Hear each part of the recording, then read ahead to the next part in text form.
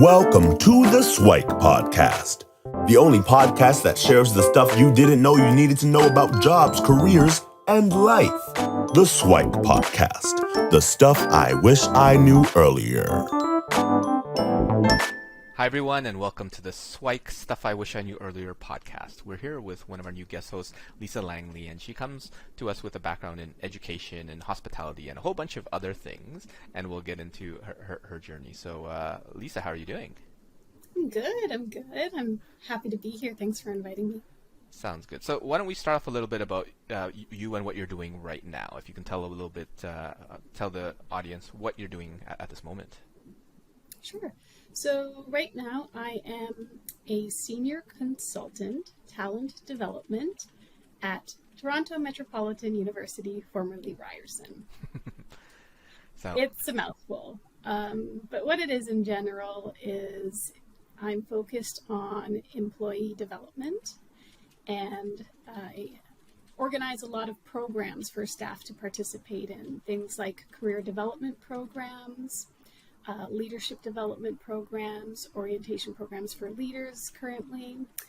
We are also in the second phase of the university committing to a hybrid work environment. And so I'm working on program elements to support staff as they work in this new hybrid world. Not so new now, but continuing to support everyone as we make the transition to this way of working.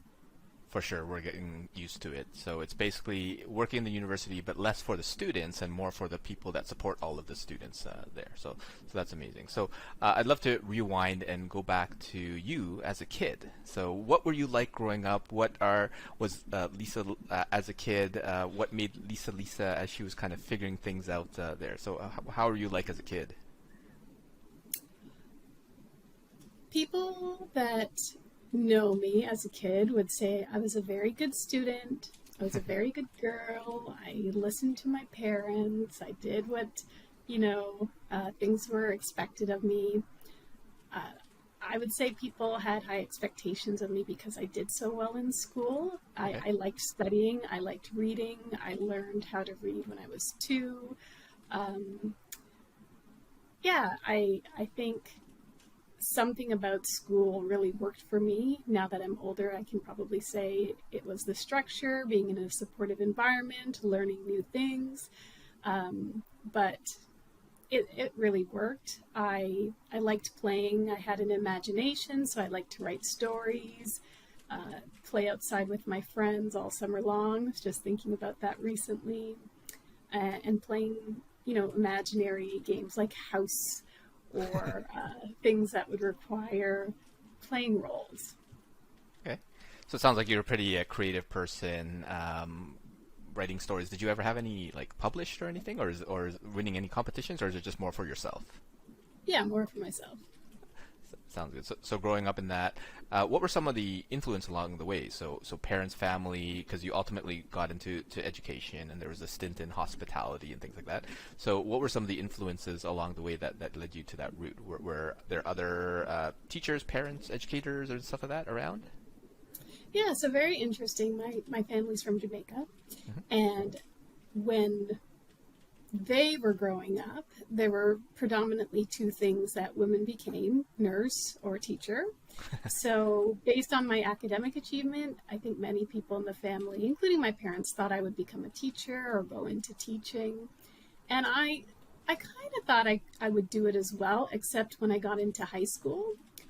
And I observed how some of the students treated teachers. And I thought, wow, I wouldn't want to deal with that as a teacher, having to deal with disrespect or, people who don't want to be there. I really had an issue with, having to navigate on a daily basis behaviors of people who didn't want to be there. And that was a decision point where I realized this might not be for me. That decision was confirmed when my favorite teacher in high school, Mr. Davis. He was a history teacher. Everyone loved Mr. Davis. Okay. I had spoken to him about, what I would want to do after high school. And told him I was thinking about being a teacher, and he said, "No, don't do that." I was Okay. like, "Oh," and he said, "No, you're too smart. You can do many other things. You should go into business." And I was like, okay. I didn't really know much about going into business, and I didn't know what being too smart for education really meant, but I did respect his opinion, and I thought that, sometimes people can see things in you that you don't see in yourself because you don't know. Right. So I did value his opinion, and it validated my thought around, I don't think I want to be a teacher. For sure. And it goes to show the opinion of one person, an influential person, usually a mentor, someone, in this case, Mr. Davis, a teacher, can turn the trajectory of your life, right? So I think that's amazing. So as you were kind of going through that journey, everybody else was thinking that you would be a teacher, but Mr. Davis said otherwise. So what were the conversations like there? Were other folks pretty open to you going into the business world or other things, or how did those conversations go? Yeah, I never had, at that point in my life, I never had anyone discourage me. I wouldn't say that someone said, don't do that. That's not you. I think people trusted my ability to figure out what I wanted to do. But I do have to say that how I ended up in business is kind of random and not the most intentional thing that you would expect. So in high school, my best friend, when we were deciding what we were going to do after high school, she said she was going to do business. And I thought, well, she's smart and I'm smart, so I should probably do business too. So I kind of made that choice based on my best friend's decision. And I remember in an OAC grade 13 math class, someone talking about a business program at the university I ended up going to, Wilfrid Laurier, because either her friend or her sister was doing the program. And I remember hearing her talking about it, and I was like, that sounds kind of interesting. So I kind of took a gamble, and it worked out pretty well. Sounds good. And your best friend, did she ultimately go to the same university too, or is Not it just the same the university? area? She went to U of T and did commerce, and I went to Laurier and I did business administration. Cool. And if you were to kind of reflect back on that decision, were there any other piece of advice that you'd give to young Lisa as she was going through that, or things turned out pretty well? Yeah, so young Lisa, I think what I would have said to her is try to ask more questions and try to, follow your curiosities and see if there's somebody that you can meet that might be doing something interesting. Because I feel like at that time, and it probably is similar, but probably better now because we have better access to information. But at that time, I think guidance counselors couldn't equip you for the world of work that was evolving. So, the traditional careers were available, but to talk about what a training manager does or to talk about what a data analyst does, I don't think people were being guided in those directions at that time. So it would be trying to figure out who I could meet and who I could talk to help shape what I wanted to do. Sounds good. So you ultimately did a business degree, and when you started there, like, what did you think you'd be doing? Because business is still a large domain, right? There's so many different areas of it. Was there a particular area that you gravitated towards, or was it kind of like, no, this is my opportunity to explore, or something different? Yeah, so in the first year, there was lots of opportunity to explore. So you had to take a standard business course in the first and second term, if I recall correctly, and that gave you an overview to the different components of business, and I think that was really helpful. At the same time, I was taking things like calculus, and I was taking sociology, psychology. I was taking a variety of different courses, which I think is really helpful when you're so young and trying to figure out, what do I want to do?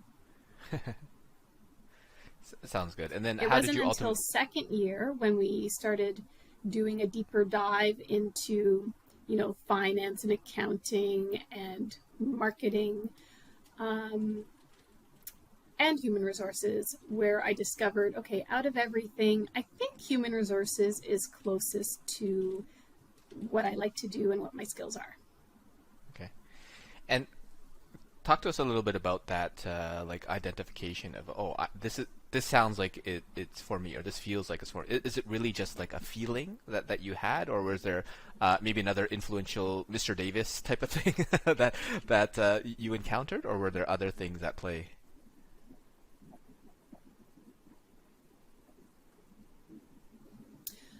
So I can remember in the very first day of my human resources class, the professor said, most of you think that human resources would be good for you if you like people and you like, building relationships with others, but actually human resources is a science and requires a lot of, data and policy and all of that stuff that I was not aware of. I was more of, I think I'm a nice person and I like people and I want to help people. But that did not deter me from, wanting to learn more about what it actually is. And the more that I learned about it, I thought it was really interesting because it's people who are working and learning about all of the rules that govern work and what's involved in maintaining a workforce. So it became interesting the more I learned about it. I knew when I took accounting, for example, that was not for me. I just, did my best to meet the requirements, but marketing was interesting, but human resources was probably more interesting to me at the time. Sounds good. Yeah, a lot of folks have that perception where you love people and all that sort of stuff. So I like how you mentioned that. Well, actually, there's a lot more to it, and that scientific approach with data and things like that is really starting to take hold. Where the field of like people analytics is starting to grow a lot more as well. So as you're going through your university experience, talk to us as you're approaching graduation. So you're ultimately going to go out into the workforce and things like that. How is the approach to kind of landing jobs in the areas that you were interested, getting into HR, or wherever you ended up landing on first blush? So I should share that the program that I took had a co-op component. Gotcha. So while I was completing my degree, I got 3 work experiences in that were very valuable in helping me to clarify what I wanted to do. So by the time I graduated, I still felt the sense of I wanted to get into HR.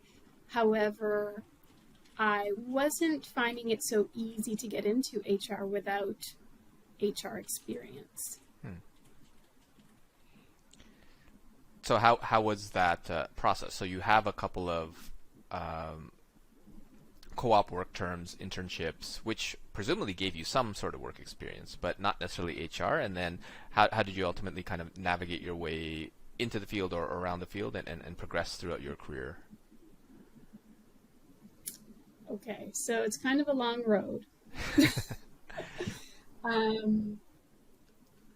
Okay, so I graduated. I wasn't having success finding a job right away, so I worked with an agency that placed me at Fairmont Hotels at the time, and my role was an administrative assistant, and it was another great organization that I got to work with, but I knew that being an administrative assistant wasn't the long-term path for me. Mm-hmm. And then there was actually a formative experience that happened. So while I was there, we had to work on dismissing someone.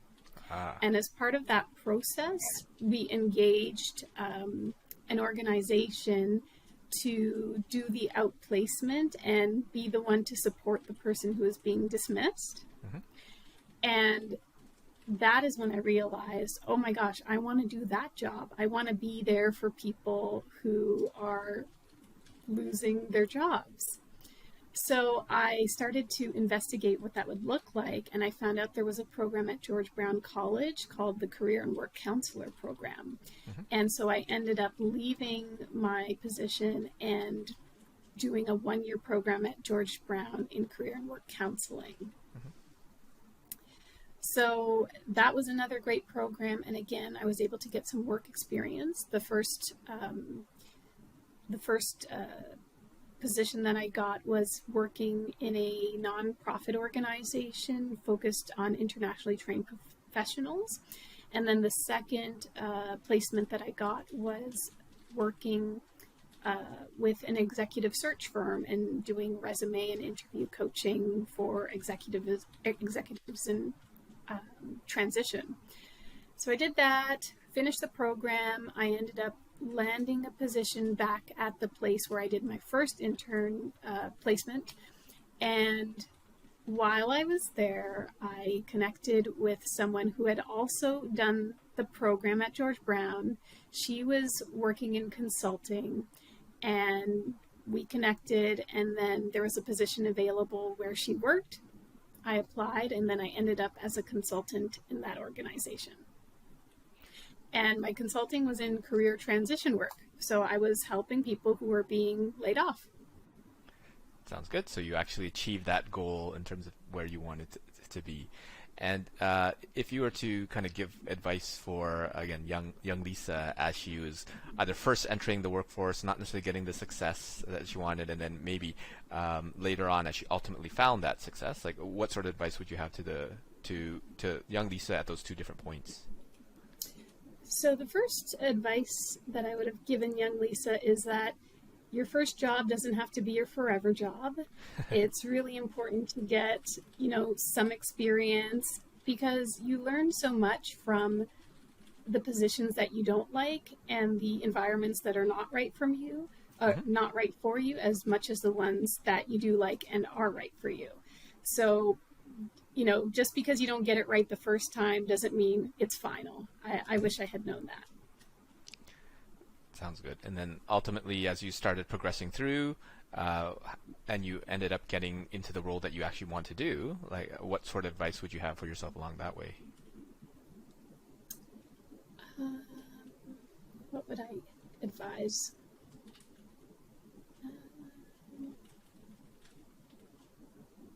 Well, in that first position that I landed doing exactly what I wanted to do, I also had a vision for myself, because I always like knowing what's next. And sometimes, in the days of yore, organizations would tell you what's next. Right. But, as I started my career journey, you had to figure out yourself what was next. And that was, part of my learning my job and learning what was happening in the overall economic environment and seeing what was happening.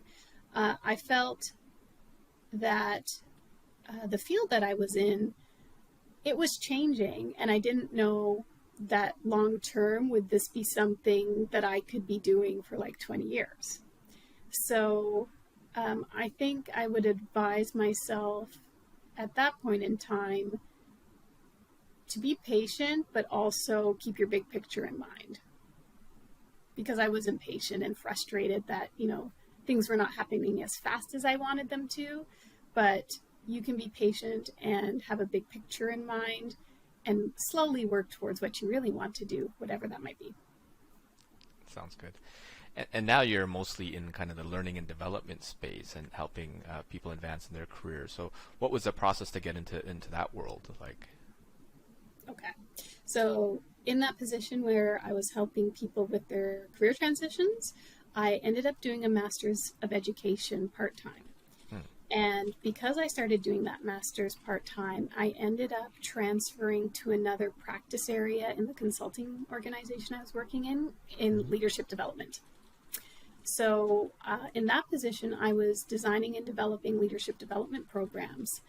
And that's kind of what got me into the true space of learning and development for people in their organizations. And I was able to bring that skill set when I left consulting and ended up in the hospitality company that I was working for. Sounds good. So this sounds like it's a case of having some sort of continuing education alongside that said, you know what, I want to be in this area, so let me credentialize myself in the learning and development space and company. Can you switch me into that group so that I can continue to do the work and add value to that, and then ultimately moving to different organizations along the way.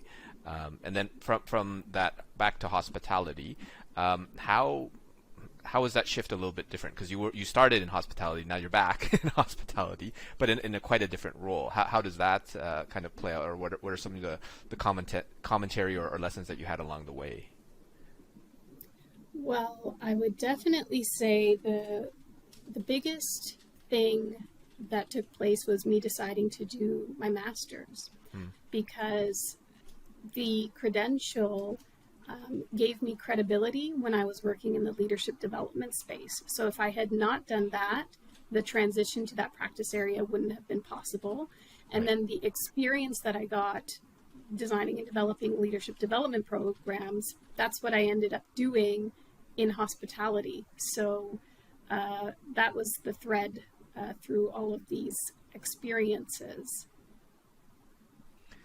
Sounds good. So it's a matter of starting somewhere and then developing yourself and growing yourself in a way so that you can come back and basically perform at a different level in a different area and kind of be doing what you want to be doing. And walk us through kind of the latest few transitions, so back from hospitality and then up to where you are right now. It's kind of in a similar but capacity, but obviously in a different domain or different industry. Walk us through that, the last leg of the journey. Okay, there's many steps, so I'll go through it fast. Okay. So I was working as director of learning and development, had a wonderful position, great team, great organization. It got acquired by a French company. The French company's headquarters were in Paris, so to continue working with the organization in a global capacity, Paris would be in my future, so I decided to take that opportunity and I moved to Paris. I was an executive director of service culture development. While I was there, the organization was going through even more transition. My position was no longer available. I got promoted to vice president of service culture and transformation. I then decided that was not a good fit for me. I also met someone, so I decided to move to the Netherlands to pursue that. I moved to the Netherlands. It took a while to get sorted there. I was doing some freelance work. The freelance work, I realized, okay, I'm doing this work, but I'm doing it with people in Canada and the US. Why am I in a different country and not meeting people of that country? So I needed to find a position that would give me more of a sense of community and what it's like to work in the Netherlands. I found a position at the university as an academic advisor for bachelor data science students. As you know, the pandemic happened. I was away for family for quite a long time. Things were changing in my personal life. I decided to come back to Canada last year. And I took some time off to figure out, okay, what am I going to do back in Canada? While I was in the Netherlands deciding to come back to Canada, I was paying more attention to things that were happening. Of course, it impacted the entire world, but the George Floyd murder, the finding of the unmarked graves, the 215 unmarked graves in Kamloops, those were all things that were happening while I was away, and I was getting this feeling like I would be coming back to a different Canada, and I wanted to be more exposed to all of these things that were just never on my radar before. I'm home, deciding what I'm wanting to do.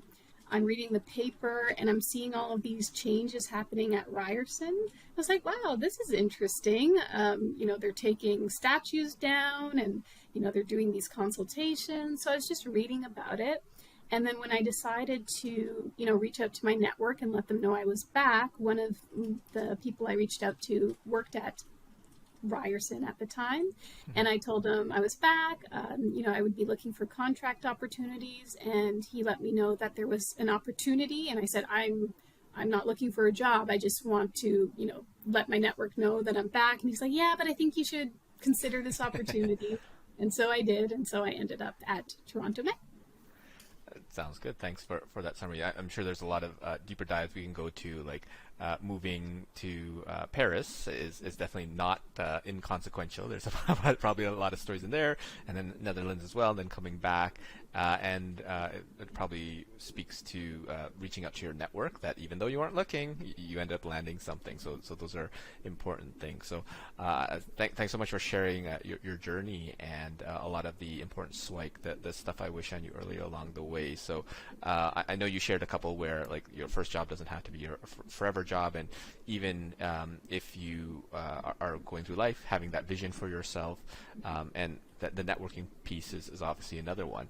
Are there other pieces of SWIKE or other recommendations you'd have for young Lisa or the other young Lisas out there? Yeah, so the first one is around advice, because you will get advice that you solicit, and you will get unsolicited advice as well. Yep. And I think one of the key things that I've learned is that sometimes people give you advice, but it's not the right advice for you. They might, give you ideas on what they would do or what they have done, but they're not fully considering your context about what would work best for you.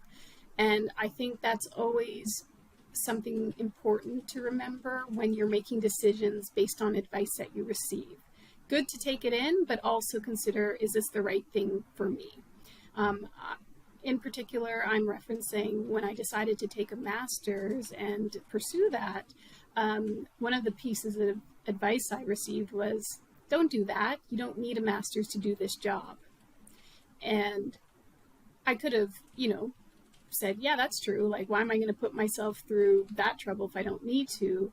But the number of doors that opened up for me for doing something that I felt would be right for me and that I wanted to do, it was the best decision that I made for myself. So keep that in mind.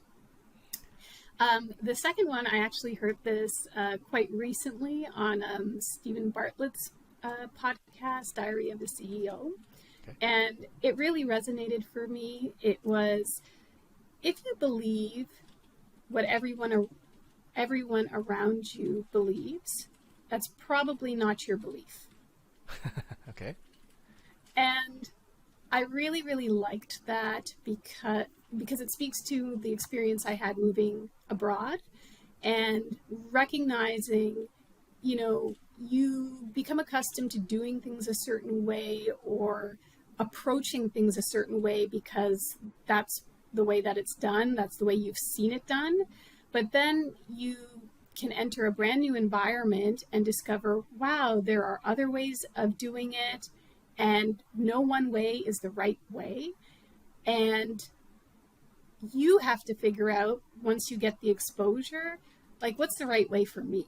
Because now you have a choice. You don't have to fall back on what's been given to you or that you just grew up in. You have a choice. And I think that's something that I'm paying a lot more attention to in my life, not just my career. Like, do I believe that because I believe that, or do I believe that because everyone else around me believes that? Sounds good. What I took from those ones is a little bit of kind of be true to yourself and figure out who you are, where the first one on the advice part, like, people might be recommending things, but it's a data point, right? It was appropriate for them in their circumstances, in their experience, but you want to say, okay, does that apply to you in that circumstance? And you have to make that, take that critical thought and realize whether or not it's truly for you. And the second part about, like, other people's beliefs, that's quite interesting, because definitely it's one where people succumb to, like, groupthink and things like that. It's like, but do I actually believe that? Is that actually appropriate for me in my circumstance? So I think those are very good things to consider. And the answer might be yes, right? Yeah. It might be that's appropriate for you, and you listen to what people say, but you want to make sure that it still resonates for you. So I think that's a great words of advice to part on. And if folks want to connect with you, Lisa, where could they connect to you and reach out to you? And then what are some of your future aspirations later on? Okay, so if you want to connect with me, the best way is on LinkedIn.